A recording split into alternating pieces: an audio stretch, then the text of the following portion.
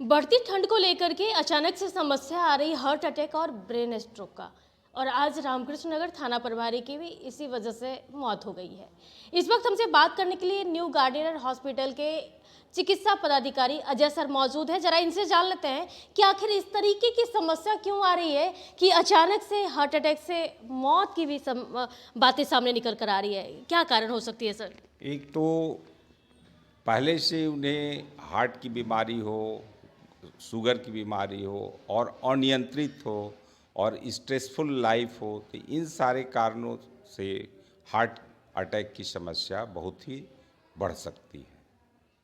Sir लेकिन जैसे ठंड बढ़ा है तो लोगों में ये परेशानी की वजह क्या हो सकती है?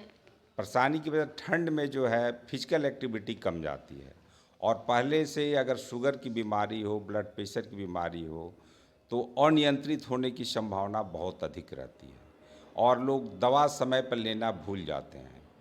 तो इससे होता क्या है कि ब्लड प्रेशर बहुत अगर हाई हो गया ठंड में, चूँकि नसें सिकुड़ जाती हैं, फिजिकल एक्टिविटी कम जाती है और लोग खान पान में ज़्यादा खाते हैं, तेल घी मसाला का सेवन ज़्यादा करने लगते हैं।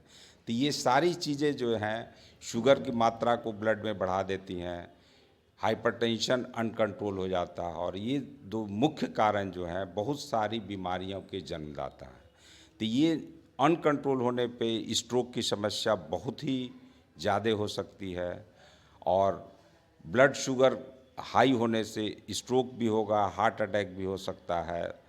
तो मैं यही कहूँगा कि डायबिटीज़ के, चूँकि मैं डायबिटीज़ की ही एक्सपर्ट हूँ यहाँ डायबिटीज़ का, तो डायबिटीज़ जो है मुख्यतः बहुत सारे रोगों का जन्मदाता है।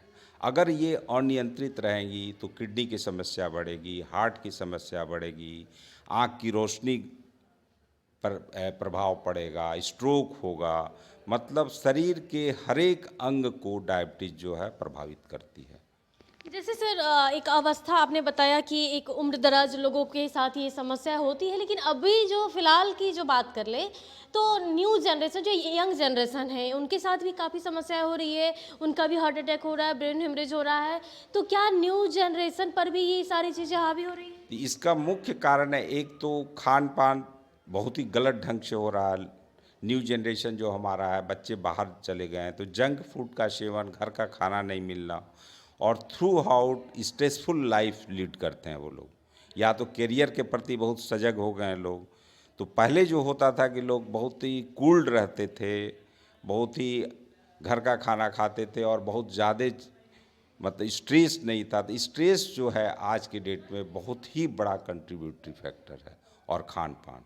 तो ये सारी चीज़ें जो है लाइफ स्टाइल चीज़ें जो है, ये जैसे स्ट्रोक के बारे में आप पूछना चाह रही हैं, ये लाइफ स्टाइल डिजीज है, वो बहुत ही बैडली प्रभावित हो गया है हमारे आज के युवा वर्गों में। क्या करें जो इन सारी चीज़ों से, क्योंकि बच्चे जो हैं माँ बाप के वारिस के तौर पे कहें या फिर एक जिम्मेदाराना भी कह सकते हैं, और ऐसे में इस तरह की बातें जब सामने आती है तो एक बुजुर्ग माँ बाप पर भी काफ़ी समस्या होती है। तो क्या करे यंग जनरेशन जो ये सब? यंग जनरेशन को तो समझाना और ठीक है, वो अपना काम करें, पढ़ाई करें, नौकरी करें, बहुत ही स्ट्रेस लेने की ज़रूरत नहीं है। स्ट्रेस लेने से बहुत पॉजिटिव चीज़ें नहीं मिलेगी लेकिन वो हानि कर जाएगी, जैसे हार्ट अटैक हो जाता है। और खान पान जो है बहुत ही आज की डेट में, पैसे बहुत हैं लेकिन खान पान की जो समस्या है, लोग ऑर्डर करते हैं तुरंत घर पे जोमेटो से ही इससे खाना आ जा रहा है। तो मोस्ट ऑफ द फैमिली में आजकल देखिएगा पटना में भी ये समस्या बहुत बढ़ गई है। मैं जिस फ्लैट में रहता हूँ रोज़ 5 मोटरसाइकिल लग जाती है 10 बजे रात में। कोई जोमेटो से ऑर्डर कर रहा है, कोई कहीं से कर रहा है। तो घर का खाना छोड़ के लोग ये सारी चीज़ें खा रही हैं जो कि घी तेल और वो साइकिल्ड फूड रहता है। आज नहीं बिका कल उसको स्टोर कर दिया, फिर वो नेक्स्ट डे सर्व कर दिया। तो ये सारा जो है मुख्य कारण। और स्ट्रेस से बचें, मैं बार बार कहूँगा कि स्ट्रेस लेने की बहुत ज़रूरत नहीं। अपना ड्यूटी करें, अपनी पढ़ाई करें और कूल्ड रहें, तो बहुत ये बचाव का बहुत ही प्रमुख। एक और भी कारण हो सकता है, जैसे फिजिकल वर्क लोग उतना अधिक नहीं करते हैं जितना कि करना चाहिए उन्हें। फिजिकल एक्टिविटी बहुत ही ज़रूरी है क्योंकि आज के डेट में क्या सब कुछ कंप्यूटराइज हो गया। अगर मोबाइल है, हाथ से में बटन है, सब कुछ है, रिमोट है, तो वो सारी चीज़ें जो है कंट्रीब्यूट। पहले हम लोग जाके घंटी घर में टेलीफोन बजता था कि रिसीवर उठाते थे, तो इसमें फिजिकल एक्टिविटी होती है। जाके दरवाज़ा खोलते थे, आजकल सब कुछ हो गया क्या, रिमोट से चलता है। टीवी बंद करना है लेटे लेटे कर दिए, लाइट बंद करना है सोए हुए हैं, सब कुछ सो के ही कर रहे थे। ये सारी चीज़ें जो है, जितने हम लोग आराम की तरफ जाए, जितना हमारा चीज़ एडवांस हो रहा है, उसके दोनों पहलू हैं, फ़ायदे भी हैं, नुकसान है। तो आज के डेट में नुकसान ज़्यादा हो रहा है। तो सर बढ़ती ठंड में क्या करें जो बुजुर्ग के लिए भी सही हो और नए जनरेशन के लिए भी सही हो, ताकि इस तरीके की समस्या को जो जूझ रहे हैं वो उन समस्याओं से बचा जा सके। बहुत ठंड में बाहर जब तक कि थोड़ी धूप नहीं आ जाए, बाहर ना निकलें आउटडोर। और अगर निकले भी बहुत ज़रूरी हो तो पूरे ऊनी कपड़े पहन के, सिर ढक के, और अपना जांच कराते हैं। अगर हाइपरटेंसिव हैं तो समय पे दवाई लेके निकलें।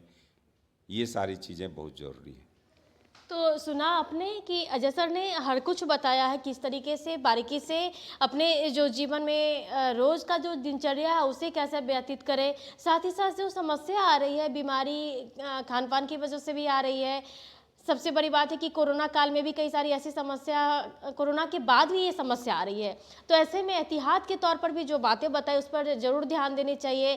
फिजिकल वर्क ज़्यादा करें और ये सारा चीज़ें जो है बेहद महत्वपूर्ण माना जाता है। कैसे से उसके लिए पटासा गीता सिंह।